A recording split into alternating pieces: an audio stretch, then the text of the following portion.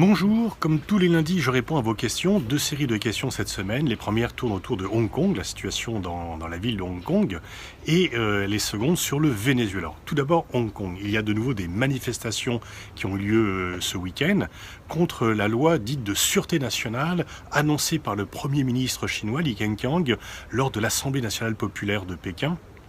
Une loi qui viendrait restreindre les libertés à Hong Kong et qui viendrait faire peser une assez lourde menace sur ceux qui voudraient critiquer le régime de Pékin, critiquer le Parti communiste.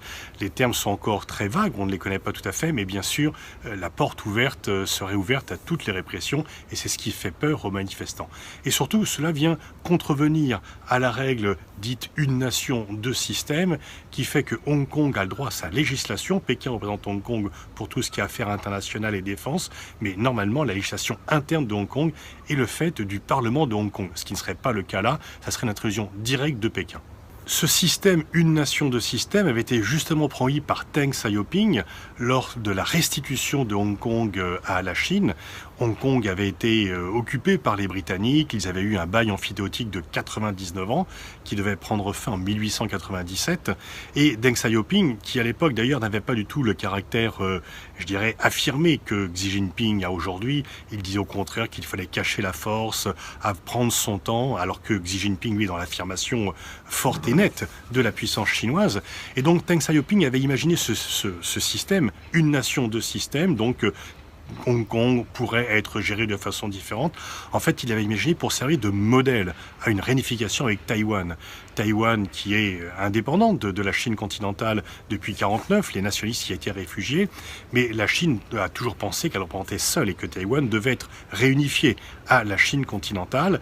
Et donc ce système établi à Hong Kong devait servir de modèle pour une réunification avec Taïwan.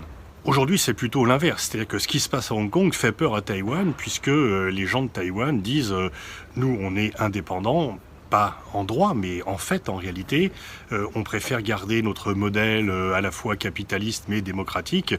Taïwan est une véritable démocratie, c'est un pays très riche, et bien sûr qui veut garder ses distances avec Pékin. Et il y a toujours cette menace de réunification par la force que Pékin fait peser, mais qui n'est pas mise en œuvre. Et en tous les cas, le moins que l'on puisse dire, c'est que le fait que l'étau se resserre sur Hong Kong, que les libertés soient de plus en plus menacées, eh bien, donne de moins en moins envie à Taïwan de l'éventuelle application de ce principe une nation, deux systèmes, parce que l'on voit que ce principe est de moins en moins vrai et que finalement c'est de plus en plus une nation, un système et que la Chine continentale veut un peu imposer son modèle à Hong Kong. Donc ça a un effet, disons, réfrigérant pour Taïwan. Alors jusqu'où peut aller la Chine? Lorsque Hong Kong a été restitué à la Chine, il représentait plus de 15% du PIB chinois. Aujourd'hui, c'est 3%. Alors c'est toujours important, c'est bien sûr une place capitaliste très forte, mais c'est surtout un symbole pour la Chine. C'est le fait de laver les humiliations du passé, du 19e siècle, où elle a été dépouillée par les Occidentaux. Donc c'est un point très très fort et on peut penser que Xi Jinping n'hésitera pas. Alors certainement pas à refaire de nouveau comme la place Tiananmen, une répression dans le sang aussi forte, mais plutôt la poigne de fer, jouer un peu sur l'usure des manifestants, jouer aussi un peu sur l'usure du secteur économique de Hong Kong qui voudrait que les affaires reprennent comme un peu comme avant, et en tous les cas, ne pas céder aux pressions internationales. Donc effectivement, ce qui se passe à Hong Kong est extrêmement important, mais en même temps, certains Hong Kong développent par réaction à l'emprise chinoise un nationalisme hongkongais tout à fait différent du nationalisme chinois, parce que Hong Kong indépendant pourrait très bien vivre. Il y a un modèle, Singapour, qui fonctionne très bien. Et donc la grande hantise de Pékin, c'est ce sécessionnisme. C'est le fait que Hong Kong pourrait vouloir devenir indépendant, qui est effectivement la ligne hyper rouge à ne pas franchir pour Pékin. C'est un sujet hyper sensible et autant on n'envisage pas un Tibet et un Xinjiang indépendant, autant Hong Kong, ça pourrait être crédible. D'où la plus grande attention portée par le régime chinois.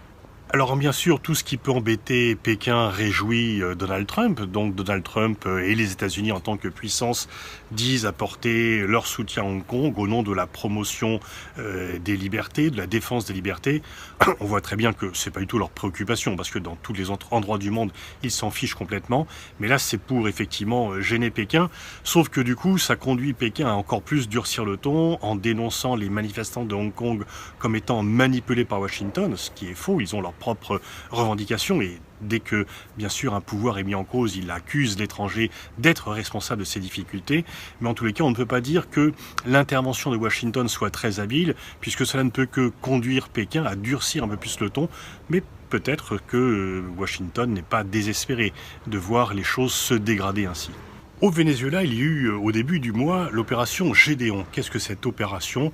C'est une affaire un peu de barbouzes, de mercenaires, des anciens des forces armées vénézuéliennes et quelques anciens des forces spéciales américaines, donc en fait qui sont transformés en mercenaires, ont tenté un débarquement pour vouloir capturer le président Maduro et pouvoir installer au pouvoir son opposant Juan Guaidó. Ça a été une catastrophe, ils ont été arrêtés, une partie a été tuée et ça permet à Maduro en fait de se renforcer en criant au complot américain. Il n'est pas certain, il est peu probable même que les Américains soient directement responsables de cela, mais disons qu'au minima, ils étaient informés, ils ne pouvaient pas ne pas savoir. Et bien sûr, Maduro fait un parallèle avec l'expédition de la baie des cochons, censée renverser Castro en 61 et qui a au contraire conforté son pouvoir en stimulant le nationalisme cubain, comme là ça a stimulé le nationalisme vénézuélien. Le Venezuela est complètement dans l'impasse. Juan Guaidó, l'opposant et président autoproclamé, soutenu par les États-Unis, par la plupart des pays européens et latino-américains, a montré qu'il ne pouvait pas parvenir au pouvoir.